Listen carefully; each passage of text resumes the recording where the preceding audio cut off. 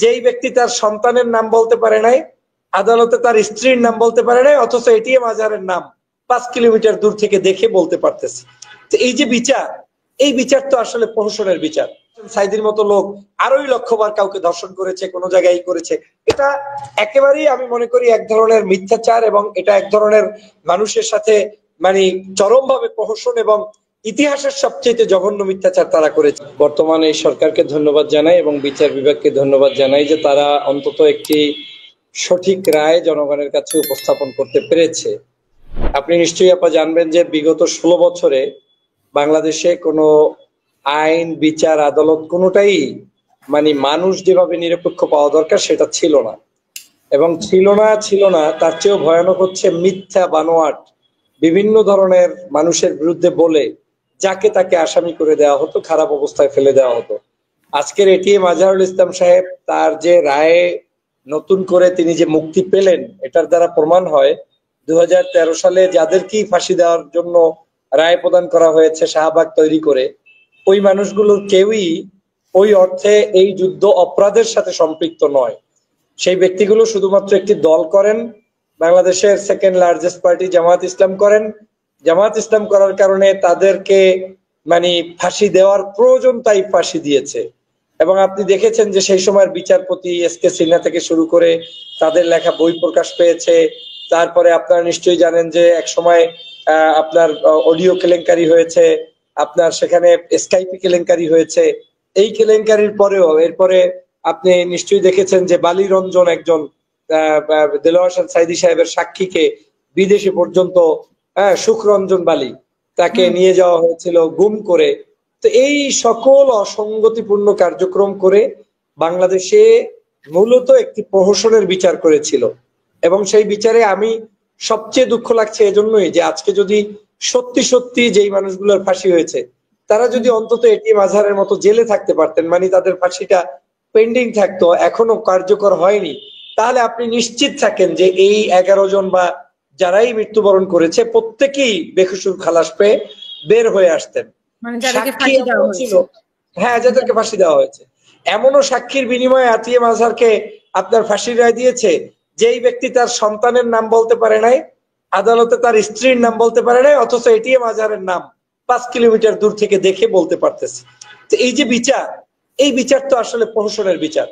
আর একটা বিষয় হচ্ছে 1971 সালের মতের পার্থক্য এক জিনিস, আর একটা হচ্ছে মানবতা বিরোধী আর এক জিনিস। What do you mean by মানবতা বিরোধী অপরাধ? মানবতা বিরোধী অপরাধ বলতে আপনি অগ্নিসংযোগ করলেন, ধর্ষণ করলেন, হত্যা করলেন, মানুষের উপরে নিপীড়ন করলেন, নির্যাতন করলেন, এই ধরনের যে সকল কাজ, সেটাই হচ্ছে মানবতা বিবর্জিত অপরাধ। কিন্তু একটা যুদ্ধে যদি 7 কোটি 10 কোটি লোক অংশগ্রহণ করে, মানে করার কথা একটা নাগরিক হিসেবে, দেশের নাগরিক সংখ্যা যদি সেই সময় 7 কোটি থেকে থাকে, তো 7 কোটি মানুষ তো আর যুদ্ধে অংশগ্রহণ করে নাই। যুদ্ধে অংশগ্রহণ সর্বোচ্চ হয়তো 50 লাখ, 1 কোটি এইভাবেই করেছে, বা 2 কোটি করেছে, অথবা হাফ অফ দ্য পিপলও যদি করে। অর্ধেক পিপল যারা বাসায় বসে শুয়ে আছে তারা তো রাজাকার আলবদর আল শামস না। তার মানিটা দাঁড়াচ্ছে এই 24 জামাতের কথা তো বলা হয়েছে যে গণহত্যার সহযোগী ছিল। তারপরে এটাই আমি আপনাকে ব্যাখ্যা দিচ্ছি যে তারা ছিল কেউ কেউ, তারা বলতে সব না। যেমন এখন 53 বছর পরে আপনি রাজাকার ওই অর্থে পাবেনই না। পাবেন যা আওয়ামী লীগ তা 5ই আগস্ট পালিয়ে গেছে শেখ হাসিনার সাথে, তাদের কিছু বুড়াদুরা এই রাজাকার ছিল। কিন্তু যাদেরকে রাজাকার হিসেবে সাব্যস্ত করা হয় এবং যাদেরকে মূলত রাজাকার হিসেবে ফাঁসি না, মানবতা বিরোধী অপরাধের জন্য ফাঁসি দেওয়া দিয়েছে, তারা কেউ এই সকল কাজ করে না। কোন বিবেকে আপনার ধরে যে একজন এই মানের ব্যক্তি যারা চর্চা করেন, রিলিজিয়াস প্র্যাকটিস করেন, আননেসেসারিলি দেলোয়ার হোসেন সাইদির মতো লোক আরোই লক্ষবার কাউকে ধর্ষণ করেছে, কোনো জায়গায় করেছে, এটা একেবারেই আমি মনে করি এক ধরনের মিথ্যাচার, এবং এটা এক ধরনের মানুষের সাথে মানে চরমভাবে প্রহসন এবং ইতিহাসের সবচেয়ে জঘন্য মিথ্যাচার তারা করেছে। এটা তাদের কোনো অপরাধের সাথে সম্পৃক্তই তারা ছিল না। তাহলে কেন একটাই, সেটা হচ্ছে আওয়ামী লীগ যখন বুঝতে পেরেছে যে বিএনপি জামাত সেই সময়কার কাহিনী, 2001 সালের পরবর্তীতে জোট হয়ে বাংলাদেশে একটা বৃহত্তর প্ল্যাটফর্ম গঠিত করে লম্বা সময়ের জন্য ক্ষমতায় থাকতে পারে, আগামীতে জনপ্রিয়তার দৃষ্টিভঙ্গিতে মানুষের পরিবর্তন হতে পারে, সেই জায়গা থেকে জামাতকে, বিএনপিকে ভেঙে দাও। অন্যদিকে জামাতকে এমন একটা পরিবেশ তৈরি করো যাতে তাদের রাজনীতি ধ্বংস হয়ে যায়, মানুষের কাছে শুধু আওয়ামী লীগই থাকবে। কিন্তু এটা করতে গিয়ে কি হয়েছে, হিতে বিপরীত হয়েছে। আপনি নিজেই তো দেখেছেন চোখের সামনে, 5ই আগস্টের আগে এই জামাত শিবিরকেই তো শেখ হাসিনা নিষিদ্ধ করেছে। লাভ কি হয়েছে? এই জামাত শিবিরকে নিষিদ্ধ করেছে, সেই জামাত শিবিরের গালি দিয়েছে যে আওয়ামী লীগ রাজাকার বলে, সেগুলো তো ঢাকা বিশ্ববিদ্যালয়ের ছাত্রীরা সেই গালিকে মুখে তুলে তারপরে ফেনা তুলে তারপরে আন্দোলন করেছে। হয় কি, আপনি অতিরঞ্জিত কোনো কিছু ভালো না, টিপে টিপে আপনি তিক্ত বানিয়ে ফেললে ভালো না। মানুষ বুঝে ফেলেছে যে এগুলো নাটক সিনেমা ছাড়া আর কিছুই নয়। আমি অবশ্যই প্রকৃত রাজাকার, প্রকৃত দেশ বিরোধী যারা, তাদের বিচার চাই, কিন্তু সেটা হতে হবে প্রকৃত লোকদের। এখন প্রকৃত কারা? প্রকৃত হইলে এই আওয়ামী লীগের লোক।